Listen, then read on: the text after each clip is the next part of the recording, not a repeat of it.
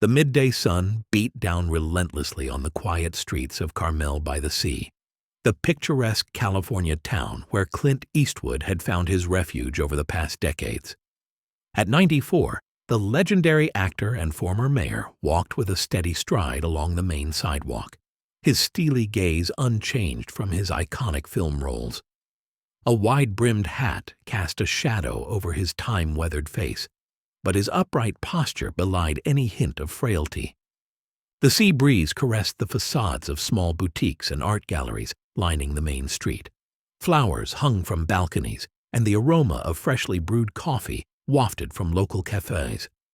Clint had strolled these same sidewalks for years, greeting acquaintances and observing the town's slow evolution without losing its essence. Carmel was more than a home.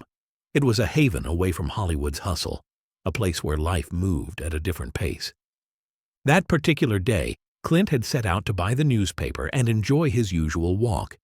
He liked stopping by the corner bookstore to chat with the owner, a white-haired woman named Clara, who always had a fresh anecdote or literary recommendation. His route then led him to Marco's Cafe, an Italian who had opened the business 3 decades ago and served the best espresso in the area.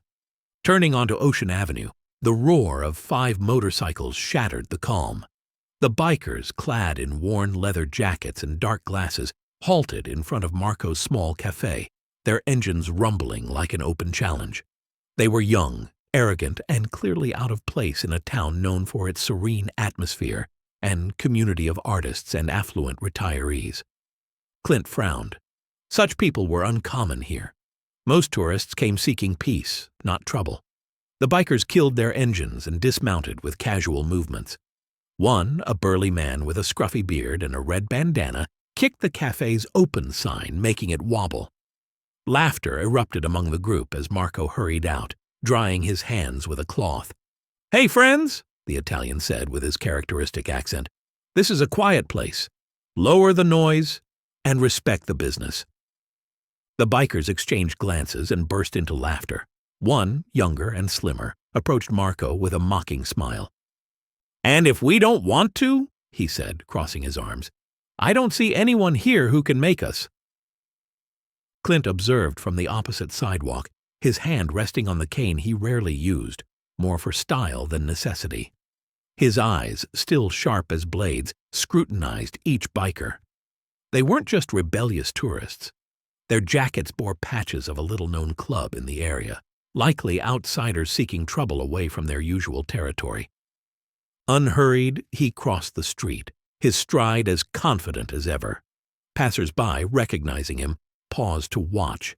It wasn't just Clint's fame that drew attention, but the natural authority he exuded. He had portrayed so many heroes on screen that, over time, the line between actor and man had blurred. "Gentlemen," he said in his characteristic deep tone, "this isn't the place to make noise or intimidate people. Mount your bikes and move along." The laughter ceased momentarily. The group's leader, a tattooed man with the nickname Snake on his jacket, stepped forward, eyes flashing defiance. "And who are you, old man?" he sneered. "The town sheriff? Better go home before you break a hip." Eastwood didn't blink. His hand, steady and unhurried, pulled a phone from his pocket and dialed without taking his eyes off Snake. "I'm Clint Eastwood," he said, as calmly as he'd delivered hundreds of iconic lines in his films. "And I've just called someone who'll teach you the meaning of respect." A heavy silence fell. The bikers looked at each other, confused, yet still arrogant.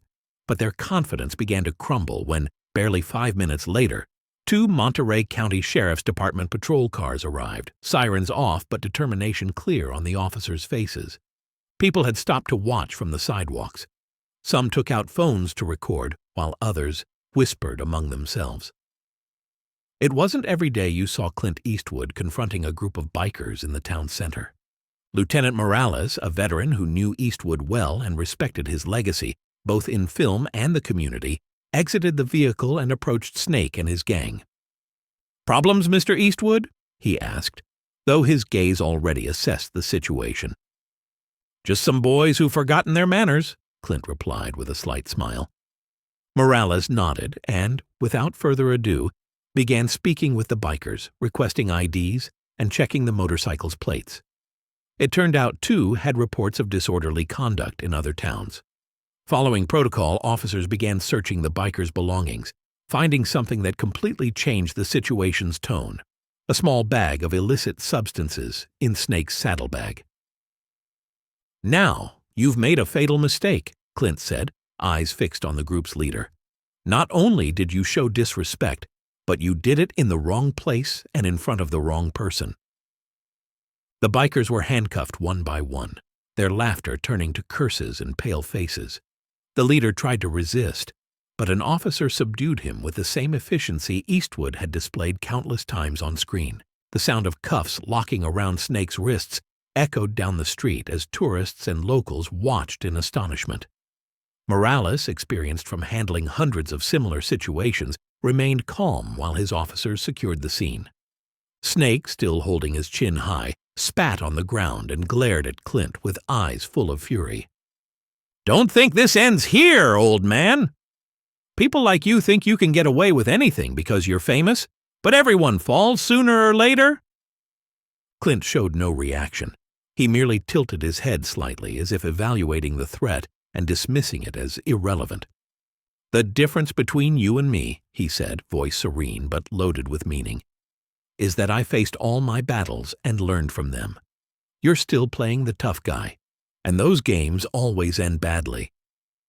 The other bikers, visibly less confident without their leader giving orders, remained silent. One, a blond, slender man, stepped back, as if wanting to distance himself from the situation. Morales noticed and nodded toward him. "You? Want to avoid bigger problems? Give me your ID and tell me if you have anything illegal on you."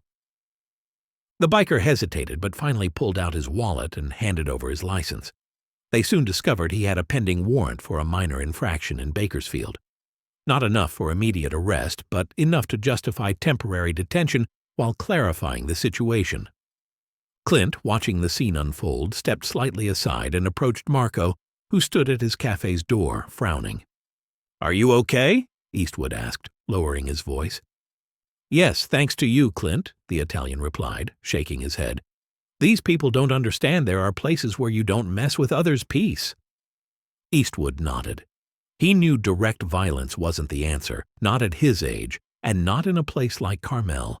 But authority, experience, and respect could achieve what brute force couldn't, restoring order without spilling a drop of blood. "I'll make sure they don't come back," Clint said, then approached Morales, who was already speaking into his radio. "Taking them to the station?" Eastwood asked, glancing at Snake and his gang. "Yes, sir," Morales replied. "We'll process them for disorderly conduct and possession of controlled substances. We'll also check for more serious records." Clint nodded. He knew this wasn't the end of the story, but for now, Carmel's peace was restored. As the last motorcycle was towed away and the street returned to its usual calm, Marco approached Clint with an espresso cup in hand. "Thanks, Clint. Not everyone would have stood up to them." The actor smiled faintly, accepting the cup. "Age only makes you wiser, Marco. And when you've lived this long, you know real strength lies in determination and respect." With the sun setting over Carmel, Clint Eastwood continued his walk, as he always had. Head held high, spirit intact, and the certainty that, regardless of age, justice always finds its way.